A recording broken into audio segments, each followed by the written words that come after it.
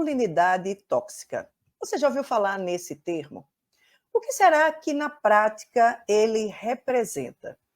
Talvez nós conheçamos algumas manifestações deste tipo de masculinidade. Feminicídios, agressões domésticas, preconceitos contra as pessoas da comunidade LGBTQIA+, entre outras situações que se manifestam quando esse masculino se considera superior, melhor, desrespeitado, agredido, enfim. O que é que leva um homem, o que é que leva alguém que se identifica como um homem, como um masculino, a agredir, a ser preconceituoso e muitas vezes até chegar a ações tão extremas como até tirar a vida de uma outra pessoa. É o que nós vamos conversar hoje aqui no nosso Papo de Psique. Esse espaço que é dedicado a você e que está aberto para a saúde mental, integrativa e também para a espiritualidade. E a gente também recebe sugestões, hein, gente? Quem tiver aí sugestões de temas para a gente, só falar com a gente, pode mandar um e-mail para o papodepsique@gmail.com. Manda aí tua sugestão de tema, que a gente vai atrás e traz aqui para o nosso bate-papo. Hoje, um lugar de escuta. Talvez abrir o ouvido para ouvir esse masculino que possa estar adoecido. Pode ajudar a mudar esse quadro? Nós vamos trazer hoje aqui no nosso programa ele que é enfermeiro de formação, tem mestrado em saúde coletiva, também é psicoterapeuta integrativo. Ele atua na cidade de Ribeirão Preto, em São Paulo, e tem um projeto intitulado Lugar de Escuta. Para conversar um pouquinho com a gente sobre esse assunto, um lugar de escuta sobre as masculinidades tóxicas, nós convidamos para o nosso Papo de Psique de hoje o Fausto Neto, que eu já convido aqui para a nossa tela. Fausto, seja muito bem-vindo aqui ao Papo de Psique. Olá, Alexandra. Muito obrigado pelo convite. É um prazer estar aqui com você e com seu público também. Fausto, é interessante, você tem a formação como enfermeiro, você é mestre em saúde pública e você enveredou por um trabalho de um lugar de escuta. O que é que te levou a esse tipo de processo, a esse tipo de atendimento? Bom, o que me levou? Eu acho que desde a graduação, né, de enfermagem eu percebi que a escuta ela fazia muita diferença, né? Não bastasse que eu desempenhasse toda a técnica, né, para atender, né, para as pessoas que estavam sob os meus cuidados, ali durante ainda a formação. Então eu comecei a perceber o quanto que a escuta era importante, né, para que o paciente tivesse confiança, né, e pudesse ter um enfrentamento melhor para aquela situação da qual ele se encontrava. Então isso foi crescendo, né, dentro de mim, depois da formação, e eu continuei ainda também na formação de novos profissionais, né, de saúde, como professor na área de enfermagem, de graduação. E isso virou, né, um mote assim, da minha assistência, né? Eu percebia o quanto que eu conseguia fazer essa diferença com os alunos também, quando eu pedia para eles escutarem mais a história do paciente, escutarem as suas histórias, escutarem mais, né, a outras perspectivas, né, que não fosse só focado na técnica. Isso foi crescendo, né? Isso foi se desenvolvendo ao longo do tempo. Eu deixei a assistência depois de um tempo e fiquei só na área acadêmica. E isso sempre foi uma questão muito importante para mim. Dentro da saúde, né, dos cursos de graduação, nós temos uma disciplina que é estudar só as políticas de humanização do SUS. E lá tem vários, né, várias metodologias que as instituições podem adotar e tudo mais, mas como agente de saúde, eu percebia assim, o que é que eu posso fazer. Geralmente nós, dentro de um hospital, dentro de uma clínica, dentro de qualquer instituição de saúde, a gente tem uma demanda muito grande. Mas eu falava para os meus alunos o seguinte: se você tiver 5 minutos com uma pessoa, você não deixe de saber um pouco mais sobre como que ele está. Você chame ele pelo nome, você escute, né, com atenção, com qualidade, porque isso tudo vai fazer diferença. E eu percebia que muitas vezes isso não era uma prática por conta dessa demanda. As pessoas vão, fazem o atendimento, faz o que tem que fazer, né? Às vezes é a introdução de uma sonda, alguma coisa, e não escuta, né, sobre o medo, sobre o que aquela pessoa estava passando. E isso foi, durante muito tempo, aí uma premissa do cuidado, né, que eu prestava. Bom, como isso te levou para um atendimento? E aí já, desculpa cortar, mas é só para que você já entre aqui nessa demanda nossa hoje, que é como é que isso te levou para ouvir os homens? O que me levou a ter esse lugar de escuta para os homens foi eu também começar a pensar sobre a minha masculinidade. Como é que eu vivia a minha masculinidade, a minha sexualidade, quais eram as minhas redes de apoio, né? Quem eu tinha ali para conversar quando eu precisava e que tivesse um acolhimento, que tivesse essa reciprocidade, né? Da escuta. E eu fui percebendo que eu tinha, né? Eu tinha muitas redes de apoio. Eu tinha a minha terapeuta, né? Eu tinha grupos de autoconhecimento, eu tinha grupos, né, espirituais, né, que eu frequentava. E um dia eu falei, opa, eu acho que eu posso criar a minha própria rede de apoio. E tentar entender, junto com outros homens, como é que eles se veem nessa sociedade. O que a sociedade espera, né, de nós, homens. E foi aí em 2019 que quando eu me mudei para cá, para Ribeirão Preto, uns 2 anos depois eu tive essa ideia, principalmente quando foi lançado, né, o documentário Silêncio dos Homens, que foi um marco aqui nacional, né, talvez seja o primeiro documentário que fale especificamente sobre o que é que esses homens escondem, o que esses homens silenciam.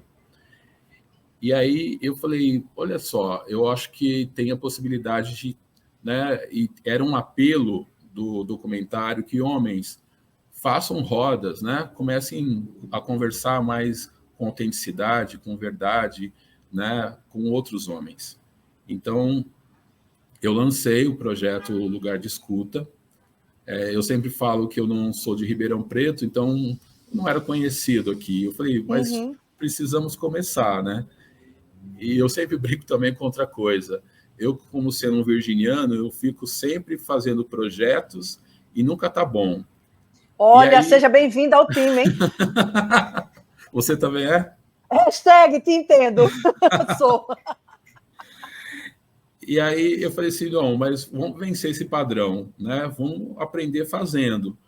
E aí eu tive, lógico, uma colaboração muito importante de um amigo aqui de Ribeirão Preto, que é o Marcelo Borges, que me incentivou, né? Eu chamei ele para fazer comigo, ele falou assim, não, eu não consigo falar sobre isso, acho que tem tudo a ver com você. Mas ele me apoiou e nós começamos no dia 11, né, de novembro de 2019. Eu achei, bom, vai vir 5 pessoas, 5 homens aqui, né? Foi uma divulgação pela rede social. Mas, para minha surpresa, né, tinha 40 homens lá no primeiro dia. Então, eu falei, uau, então eu estava certo. Eu acho que tem mais gente se incomodando, né, com essa pressão de que nós, homens, precisamos ser fortes o tempo todo, que nós, homens, precisamos ser os provedores o tempo todo, que a gente precisa ser sexualmente ativo o tempo todo, né? E foi uma surpresa. E os próximos, a gente começou a fazer, até hoje nós fazemos reuniões, as rodas de conversa a cada 15 dias, e hoje a gente tem, né, no começo do ano nós tivemos aí 50 pessoas, e isso foi para 30, mas desde o começo é uma média dos nossos encontros ter pelo menos aí 20, 30 homens participando. Né? Deixa eu aproveitar. Eu acredito que, assim, obviamente, 40 homens chegaram porque realmente eles estavam querendo falar, ser ouvidos e, acima de tudo, também ouvir alguma coisa que pudesse ajudá-los. Sim. Eu acredito, Fausto, acredito não, eu pergunto a você, nesses encontros, nesses primeiros encontros, você trouxe aí a questão do que é que a sociedade espera do masculino. E a gente sabe que há uma pressão muito grande. Do mesmo jeito que há com o feminino, também há uma pressão extremamente equivocada com esse masculino. E ambos sofrem. Ambos sofrem. Sim. Mas eu acho que, até para provocar um pouco em cima da temática que a gente trouxe hoje, né, a masculinidade tóxica, o que vem a ser isso? Quando é que a gente pode denominar um tipo masculino de tóxico? Eu gosto muito de citar, né, um autor americano, que é o Paul Kivel, que escreveu sobre a caixa do homem. E dentro dessa caixa, ele coloca como muitos estereótipos, né, do que é essa masculinidade tóxica que nós discutimos. Eu até hoje não prefiro mais essa questão de masculinidade tóxica. Eu acho que é uma masculinidade frágil, né? Que eu acho que se encaixa bem, porque quando a gente diz que a toxicidade, quer dizer que nós estamos envenenados, né? E aí talvez poderia, assim, como ser humano, tanto o homem quanto a mulher poderia estar intoxicado, né? Com estereótipos arraigados aí por conta desse sistema patriarcal.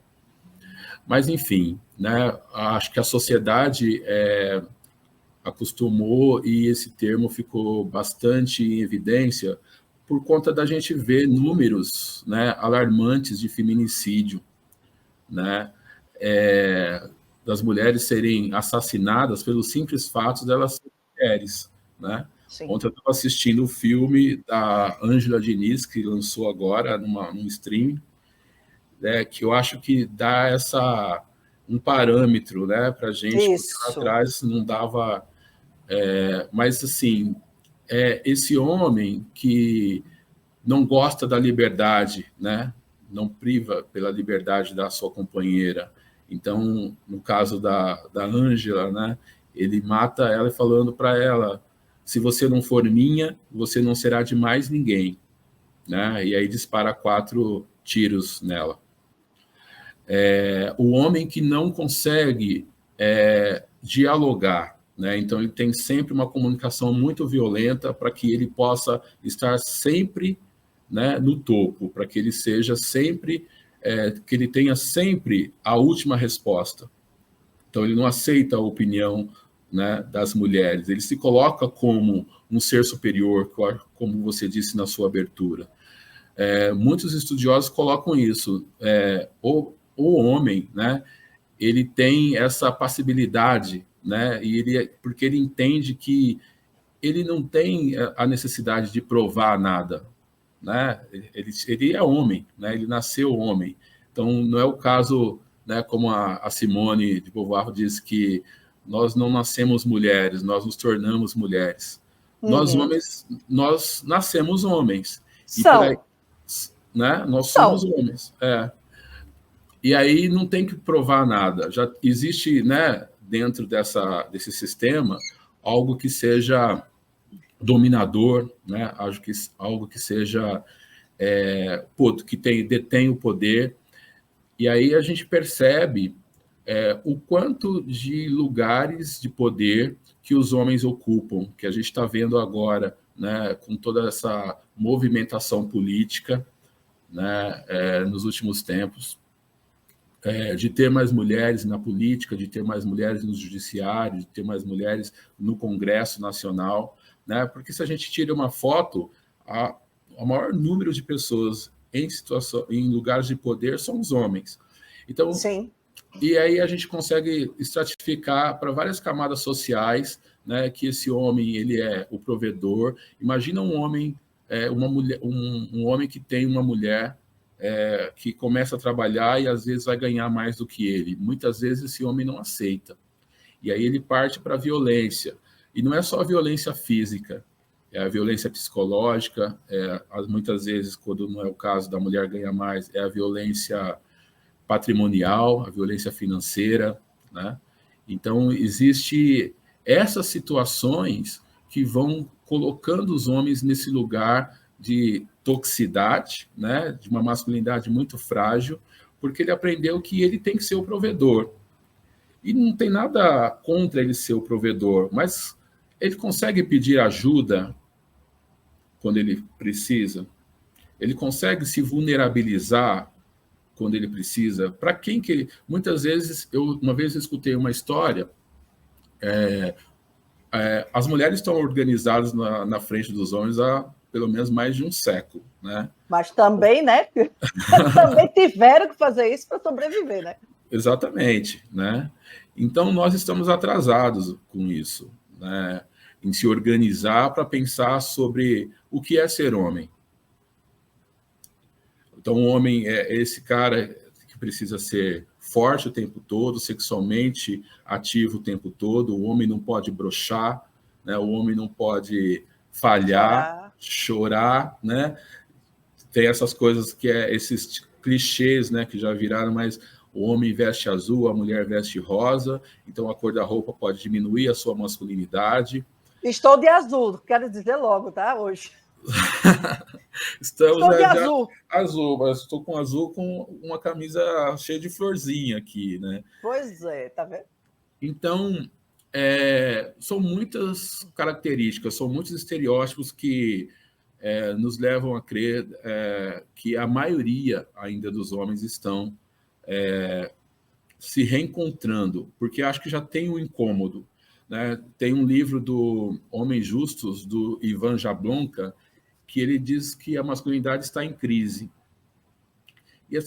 E nós já fizemos uma roda de conversa com essa pergunta: o masculino está em crise?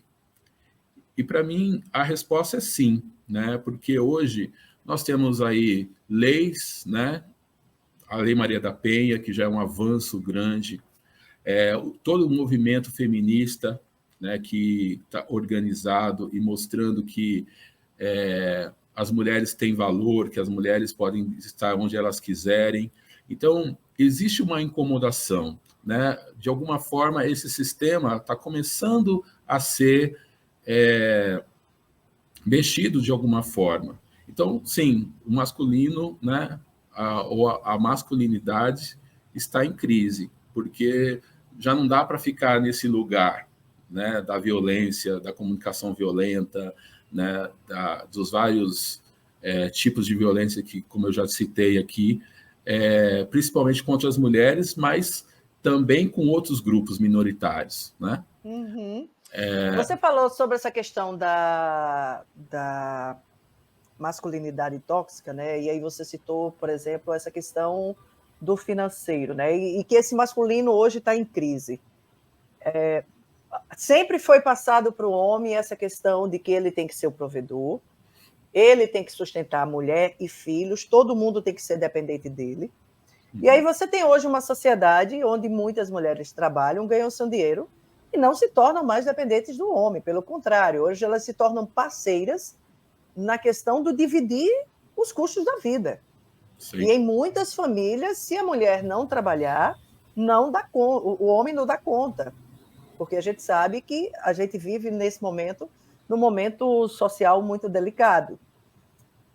E aí, de fato, isso deve trazer uma crise para um bando de pessoas, para um grupo de pessoas que desde pequeno foi educado que ele não pode mostrar fragilidade. né? E eu acho que aí entra nisso. Quando a gente estava conversando, você falou não sobre masculinidade, mas sobre masculinidades. Por isso que a gente colocou o tema do programa em cima dessa sua fala. E eu queria que você falasse um pouquinho por isso. Por que não tratar como masculinidade e sim masculinidades? Qual é a diferença? É importante essa pergunta, né? Quando a gente fala de masculinidade, a gente está falando de uma masculinidade hegemônica, essa masculinidade que impera dentro do sistema patriarcal, que o homem é uma coisa só. Esse homem é o homem provedor, esse homem, o másculo, né? O homem determinado, forte, o guerreiro, né? É isso. Quando a gente fala de masculinidades, a gente amplia o nosso olhar, porque nós entendemos que não existe uma única forma de ser homem. Existem, né, quando eu vejo um grupo grande com o qual eu faço as horas de conversas, cada um tem a sua característica, cada um tem a sua subjetividade. Um é mais alto, outro é mais baixo, magro, franzino, às vezes um tem uma voz potente, outro tem uma voz menos potente. Então, isso caracteriza, né, como existem várias masculinidades, não existe uma só. Quando a gente fala de... a masculinidade está muito relacionado ao ser homem, ao macho, né? Uhum. Então, e ok, né? Tem a feminilidade, tem a masculinidade. Cada um vai exercer da forma como ele achar que deve ser exercida, né? Então, essa masculinidade hegemônica, essa coisa patriarcal, esse sistema todo que se criou, então se espera muito que o homem seja esse macho alfa, que o homem seja esse provedor, que o homem não se fragilize, e eu gosto muito da questão da vulnerabilidade, que ele não se vulnerabilize. Uma das coisas que talvez tenha dado certo, Alexandra, para esse grupo estar há quase 4 anos, né, em novembro nós fazemos 4 anos, é que talvez a primeira coisa que esses homens tenham visto dentro de um grupo, trabalhando na horizontalidade e não da forma... na verticalidade, né, como a maioria dos sistemas estão, é de perceber, né, a vulnerabilidade de cada um e a minha própria vulnerabilidade, porque eu tenho uma prática de conduzir as minhas horas de conversa me vulnerabilizando, falando como que eu sinto, como que eu percebo a minha masculinidade. E aí o lugar de escuta se torna, né? Poxa vida, um homem de 1,90 m, um homem negro, falando como que ele sofre, como que ele vive a solidão, como que ele vive o amor, como que ele vive, né, o racismo. Eu me vulnerabilizo, e isso faz com que outros homens se vulnerabilizem. Então, já começa aí uma prática da escuta. Já começa aí, né, que é falar em primeira pessoa, a partir do eu, para que isso seja mais interiorizado, seja mais introspectivo, sobre a minha experiência. E aí todos os outros escutam. Os homens têm uma... né, é uma característica, mas é muito visto também pela sociedade que o homem não escuta. Sim, é verdade. Né? É verdade. E muitas vezes ele não precisa falar, né, ficar falando o tempo todo para ele falar que ele não escuta. Muitas vezes o silêncio desses homens é muito mais violento do que se ele falasse alguma coisa. Perfeito. Né?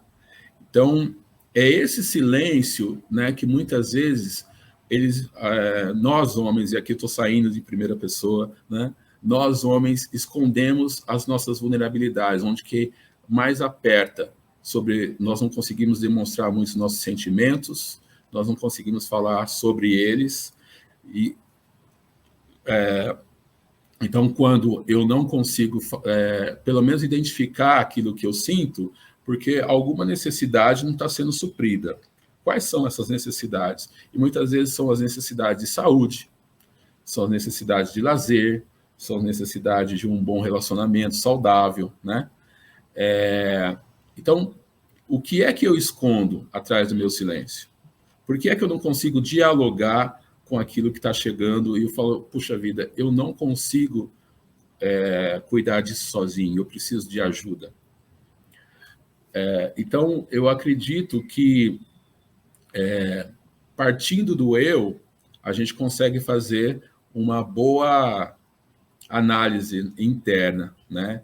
Escutar ativamente e empaticamente com uma intenção, né, de não julgamento. Eu digo intenção porque é muito fácil, a gente está julgando o tempo todo. Todo. Né? Então, como é que eu vou treinar isso? Então, eu coloco uma intenção de não julgar o que o outro está dizendo. Né? Essa é uma das premissas aí da comunicação não violenta. Né? Entender quais são as suas necessidades, né?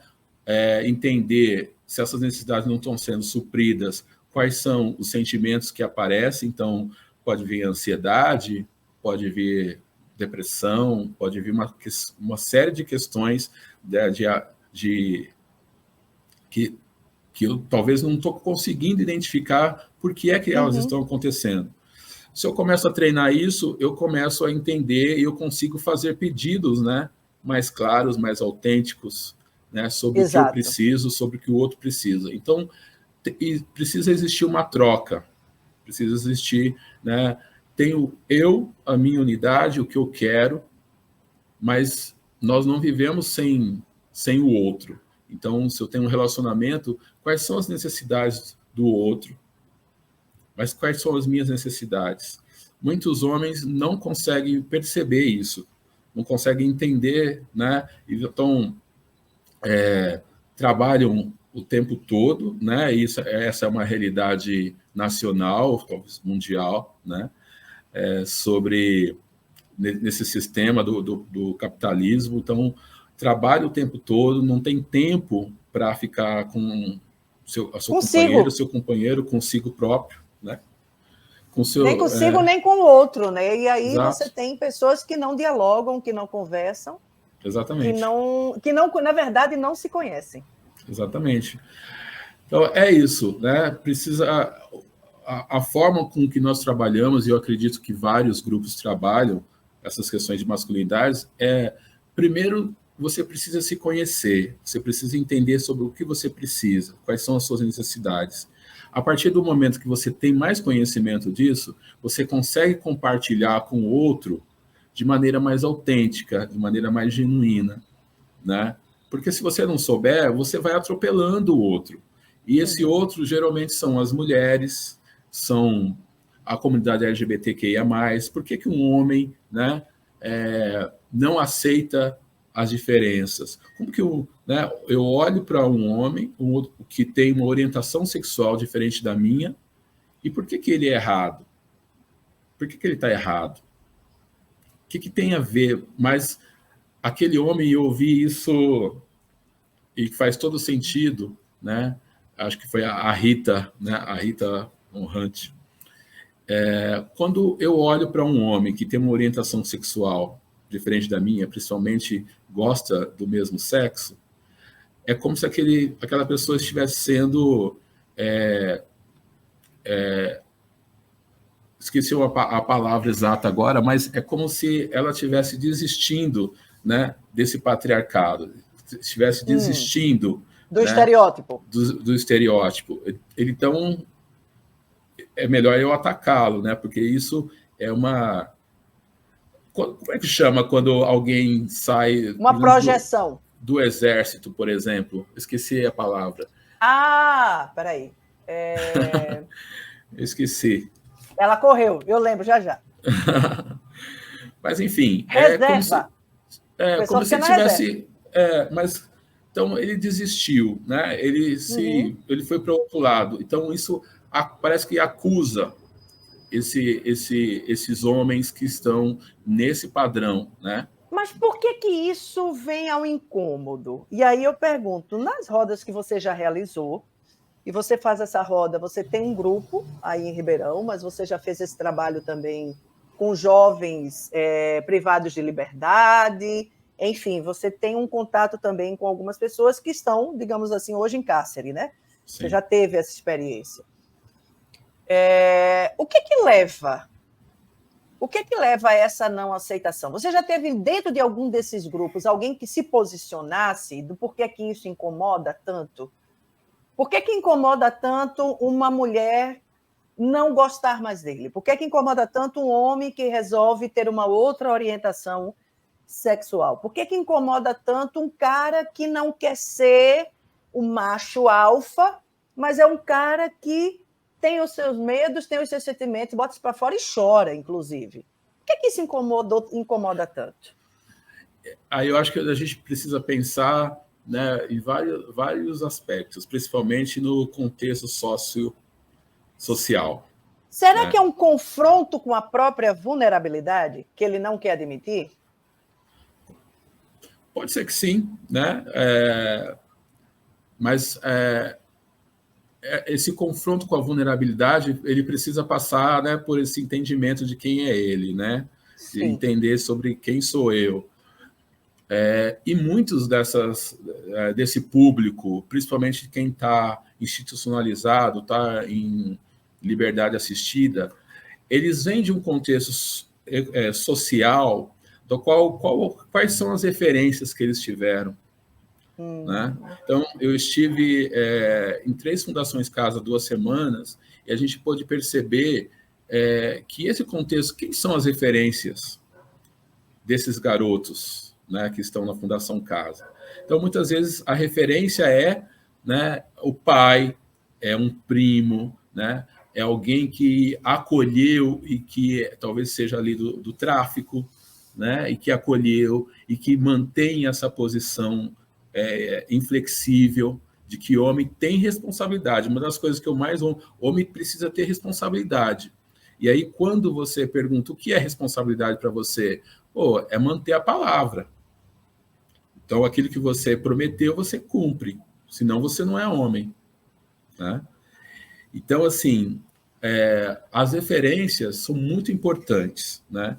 E muitas vezes não precisa estar, né, numa comunidade, ou ter essas referências sociais, assim, né, que a gente diz que as comunidades, por serem mais carentes e tudo mais.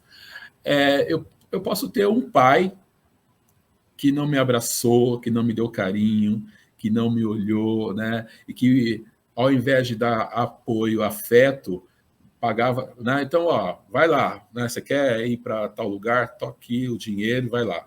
Mas não conversa, por que você quer? Por que é importante você ir nesse lugar? Então, compra o afeto através do dinheiro. Aparentemente, durante isso está acontecendo, não tem muitas implicações, mas uma vez nós fomos discutir no grupo sobre dinheiro, e isso está atrelado, né, que esse homem precisa ganhar dinheiro, né, que foi dito o seguinte: quando a pessoa tirou, né, essa palavra dinheiro, falou, o que eu vou falar sobre dinheiro? Né? Não tem o que falar. Como é que foi a sua infância? Como é que o seu pai lidava com dinheiro? Como é que o seu avô lidava com dinheiro? E isso foi numa crescente que daqui a pouco se transformou numa grande discussão, porque muitos dos homens que estavam presentes identificou que o pai, né, pagava tudo, né? Mas não tinha carinho, não tinha afeto, o pai nunca abraçou, ele nunca viu o pai chorar. E muitas vezes, se esse adolescente, essa criança chorasse, uma das coisas também, engole o choro, está parecendo uma mariquinha, está parecendo uma bichinha. A famosa, né, educação violenta, né? Nós fomos educados desde pequenos de uma maneira violenta.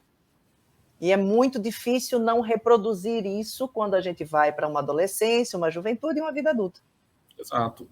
É por isso, né? Então, são vários aspectos, né, sociológicos, aspectos, né, da própria educação infantil que teve, né, na primeira infância, na segunda infância, né, na terceira, a fase, né, a jovem adulto. Isso, de alguma forma, né, cria feridas, né, dentro da gente que depois, quando a gente começa a pensar, a gente precisa ressignificar tudo isso. Né? E aí, né, o que eu acredito é nessa como que a gente pode ressignificar esse masculino, é abrindo os nossos corações, né? Conseguindo conversar e realmente ter alguém, né, ou várias pessoas que possam ouvir. Por isso que os grupos de masculinidades são importantes, porque às vezes eu escuto que, poxa, mais um lugar para os homens poderem falar livremente, mais um lugar de poder onde só tem homens, é clube do Bolinha, o que é isso? Né? Então, os grupos de masculinidades não são para passar pano, né, para o homem violento, para o homem, né, que tem uma comunicação violenta, que pratica violência, né? É para que ele possa perceber que existem outros homens que estão passando por isso, que estão se vulnerabilizando, estão tentando achar uma maneira saudável de conviver com seus pares, seja o relacionamento afetivo sexual, seja no relacionamento de trabalho, na educação com seus filhos, né? Enfim, eu conheço histórias incríveis, né, de pessoas que foram ressignificando tudo isso e olhando, né, uma perspectiva muito mais ampla de afeto, de carinho, de amor, não querendo estar sempre, né, nessa posição de poder, se sentindo superior. Então, acho que isso tem sido muito satisfatório, né? E acho que um projeto que eu nem digo que é projeto mais de 4 anos, né, já está começando a ter muitos frutos. Sempre, né, eu vejo uma colheita muito boa, assim, embora seja ainda incipiente, né, pelas coisas que andam acontecendo, a gente percebe que tem ainda muitos homens que precisam entender, né, qual é esse novo momento, qual é esse novo espaço, e que ele pode, sim, se beneficiar com isso, porque, como você disse no começo, esse homem que tem essa masculinidade frágil, essa masculinidade tóxica, ele não faz mal só para os outros, ele faz mal para si próprio. Principalmente, né? Principalmente. Haja vista o número, né, que a gente tem visto de... agora nós terminamos setembro, e é um assunto que eu me coloco sempre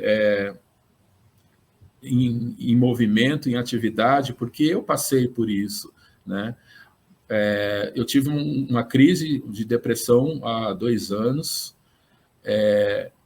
mas eu tendo suporte, tendo, né, a minha terapeuta ali semanalmente, e chegou um momento que ela falou, olha, eu não consigo mais te atender a partir daqui, porque tinha muitas ideias negativas, muitas coisas que eu estava sentindo. E ela falou, eu não consigo te ajudar além daqui, você precisa de um outro profissional. E aí, lógico, eu sou um profissional de saúde, né, um agente de saúde. Então, eu não tive, né, muita recusa ou uma... Não botou muito obstáculo, né, nessa mudança. Exato, não tive obstáculos, né? Eu tive como procurar, né? Ela me indicou e eu procurei um psiquiatra. E comecei a me tratar, né? Então, tinha aí um burnout, tinha a depressão junto com muita ansiedade, e aí eu fui tratar. E aí eu levei esse psiquiatra para o grupo, para a gente falar sobre ansiedade, depressão e suicídio.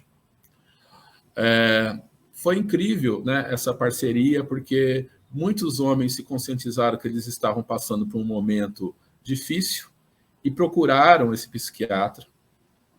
Que bom. Outros ampliaram um pouco mais o conhecimento sobre isso, mas muita gente ainda não tem acesso, né? Se a gente for as camadas mais carentes mais aí da população, humildes, não tem acesso, né? Não tem. Agora me diga uma coisa. Termine. Então, era isso, né? Não tem acesso por conta a questão financeira, e aí a gente pode, as questões raciais, a gente pode ver, né, os números, né, da pandemia, né, quem mais morreu, né, quem mais foi a população negra, né, a população da periferia. Então, assim, existe uma questão mesmo, né? Por isso que não dá para se discutir sobre todas essas questões sem falar da questão social, do contexto socioeconômico das pessoas, né? É verdade. É difícil falar para um homem que ele precisa que ele precisa melhorar algum aspecto dele, mas ele precisa ganhar o sustento dele, tem mais auxílios e tem mais uma série de coisas, não tem momentos de lazer, não tem... Enfim, eu não gosto de ser, né, generalista e falar, olha, todo mundo, né, tem condições. Muitas pessoas não têm condições por questões de raça, né, questões de cor, enfim, é uma problemática. Agora, Fausto, dentro desses grupos, quando vocês estão ali conversando sobre essa questão dessa masculinidade ou destas masculinidades, e que ali tem alguns representantes que se veem, sim, eu tenho uma masculinidade tóxica, eu tenho minha vontade é de bater, minha vontade é de fazer isso. Que tipo de... Eu vou usar esse termo por falta de um melhor agora, tá? Que tipo de justificativas são trazidas por esses homens para que eles tenham esse tipo de comportamento ou esse tipo de reação? Quais são aquelas que são mais comuns, digamos assim, que marcam mais presença nessas rodas? Eu tenho escutado isso ultimamente, porque às vezes, mas ela me provoca, ela fica me provocando, né? E aí muitos deles não entendem que... porque assim, né? O machismo, né, essa questão patriarcal, como é sistêmico, é estrutural, é lógico que, né, a gente está falando aqui, né, sobre humanidade. Então, as mulheres também podem ter esse traço do machismo, né? E tem. Mas o que é preciso entender, né, e que a gente reforça, você sabe qual é, né, o tamanho da sua força, né, física mesmo, em relação às mulheres?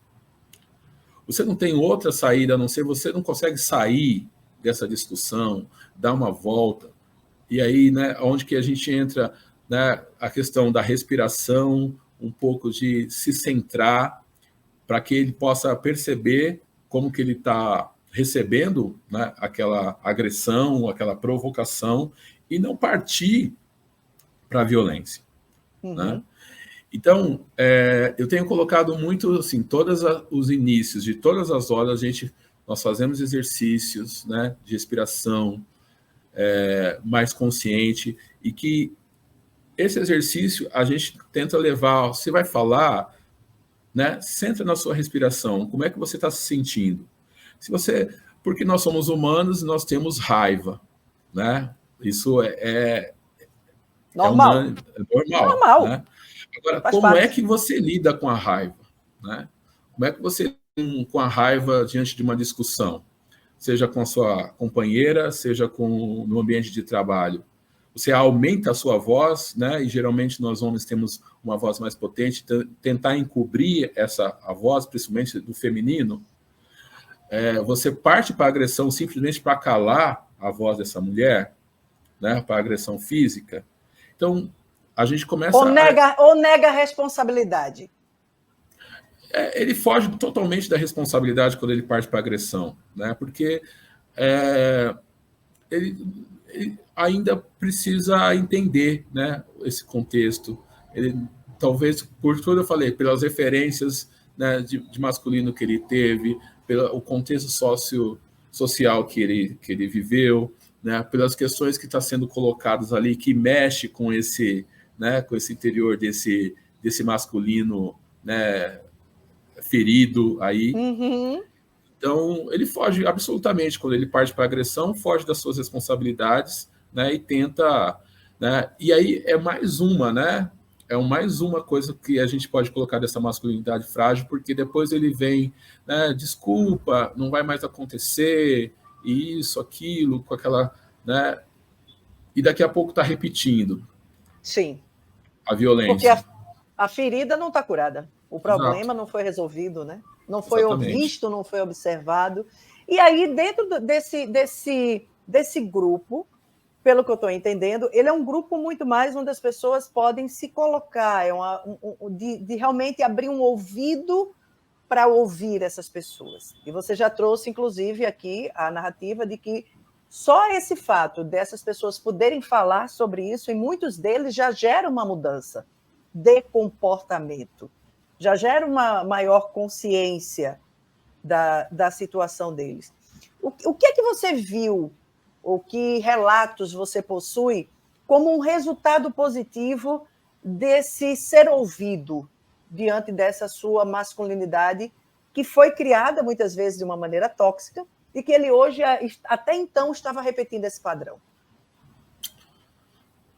Olha, tem um exemplo bem recente, que é de um adolescente, que ele tinha agredido a sua companheira também adolescente, né, 2 menores de idade, e que nós, numa roda de conversa, a gente começou a falar sobre os traumas que a violência traz, que os traumas que pode ocorrer, né, e ele ficou ouvindo, porque ele conseguiu verbalizar que ele tinha cometido essa violência, que ele tinha agredido. Que bom. 15 dias depois, quando nós voltamos, ele entrou primeiro rapidamente e ele falou assim: olha, eu nunca mais vou agredir uma mulher na minha vida.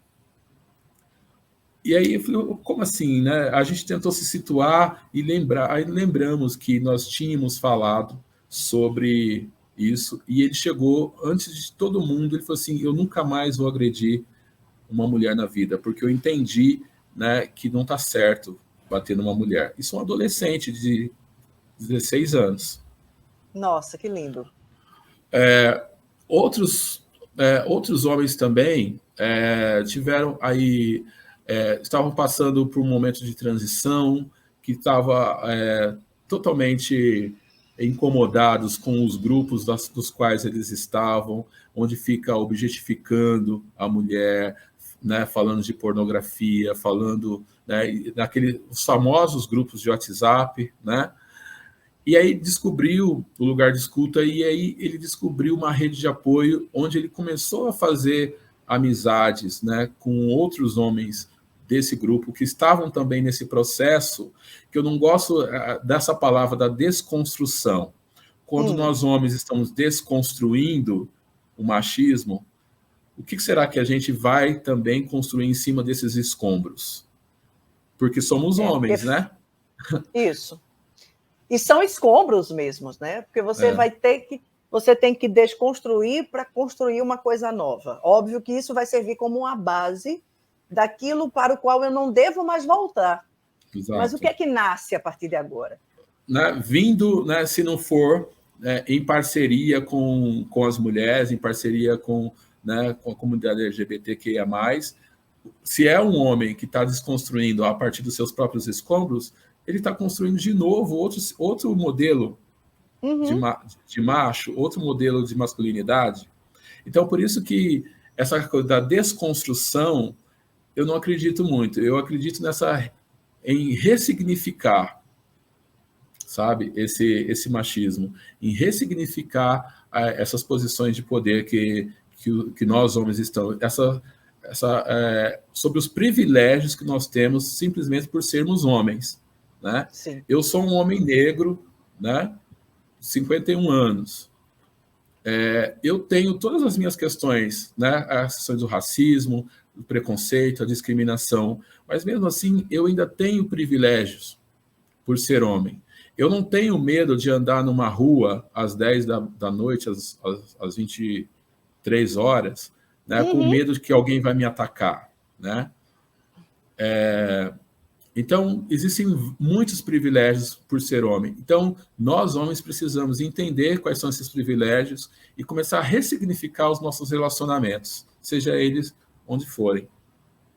Você hoje faz esse trabalho da escuta ativa com que tipos de grupos atualmente? Nós fazemos grupos quinzenais aqui no centro de Ribeirão Preto, né, na Biblioteca Sinhá Junqueira. quinzenais. E aí é aberto para todas as pessoas que se identificam como homem. Né? Tá. Em alguns momentos nós abrimos essa roda também para todas as pessoas, né? Homens, mulheres, enfim. Também para poder ouvir, né, sobre as mulheres, o que as mulheres acham desse movimento, o que as mulheres estão vendo na prática, se está acontecendo alguma mudança realmente na prática ou não, ou é só um discurso, é só uma narrativa de mudança. Né? Então, a gente faz isso. Com grupos quinzenais também, com meninos, né, adolescentes que estão em medida socioeducativa, né, em liberdade assistida, e homens em situação de vulnerabilidade social, homens que estão, né, em situação de rua. Esses são os 3 grupos fixos e mais algumas comunidades também, que nós já estivemos numa comunidade, a gente está ampliando para mais comunidades, né?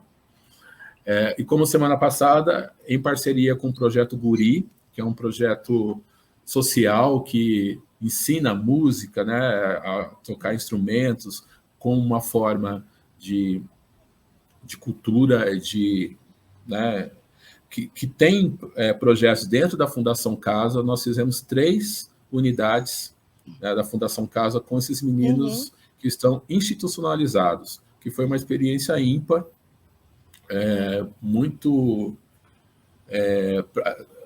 eu digo sempre, a cada roda eu aprendo, né, muito mais do que eu levo alguma coisa. Porque, realmente, eu levo o quê? Por mais que eu tente falar um pouco e não tento teorizar muito, trazer um pouco da minha própria experiência, como homem, como também um homem negro homoafetivo, né, aos 51 anos, eu tenho essa trajetória. Mas eu me coloco, né, nessa escuta ativa, né? Assim como você falou, ouvir, né, é um ato, né, fisiológico do nosso corpo, do nosso organismo, ouvir. Agora, se colocar disponível diante do outro para escutar, isso tem uma força, isso tem um poder gigantesco. Então, que, só abrindo um parênteses para quem está assistindo, que se colocar disponível para o outro, para ouvir, significa você se colocar disponível para receber do outro aquilo que ele tem a dizer, sem julgar, exato, sem usar o meu juízo de valor para dizer se o outro está certo ou está errado. É isso que significa se disponibilizar, né? Exato. Que eu gosto muito dessa questão, eu não gosto... A empatia é se colocar no lugar do outro. É lógico que é num contexto... Mas eu gosto muito dessa definição que empatia é você se colocar disponível para o outro. Sem precisar Perfeito. julgar, sem precisar responder alguma coisa, sem precisar arrumar uma solução, né? Eu acho que eu faço isso, né? No grupo, embora eu seja o idealizador, eu seja um dos facilitadores, eu nunca vou dizer para o outro, você precisa agir assim. É o grupo que vai... né, que vai se mover, que vai se movimentar e que vai trazer esse entendimento de como é que nós precisamos agir. Então, não é uma coisa unilateral, né? Pela diversidade. Não existe... né, a questão... A gente falou muito sobre saúde mental e a gente tem falado não só em setembro, mas sempre. Não é individualmente que a gente vai conseguir ter saúde mental. É no coletivo. Então, eu não preciso me sentir sozinho para... né, eu posso pedir ajuda, eu posso ir para um grupo, eu posso ir para um coral. Né? O coletivo cura. Essa coisa do individualismo hoje tem caído. Né? Então, por isso que eu não acredito, né, às vezes, numas curas, né, de partir só do individual. É lógico, eu faço terapia, né? Sim. E aí, existe um processo nosso, né? Existe processo nosso dentro do processo terapêutico. E eu também faço. Existe um processo que é todo nosso, que é o mergulho para dentro. Mas esse mergulho para dentro, ele se consolida a partir do momento em que a gente também mergulha do lado de fora. Exatamente. Porque senão você vira uma ilha, você se isola, né?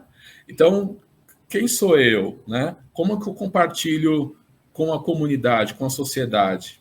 Como que eu compartilho aquilo que eu sou, né, com o mundo? Como eu compartilho pensando em todos os seres, amando todos os seres, todos, né, de todos os mundos, vamos dizer assim, numa concepção bem abrangente. Então, eu preciso fazer esse mergulho interno, mas eu não sou uma ilha, eu não consigo viver sozinho, né? E aí eu vou, né, para a esfera do coletivo.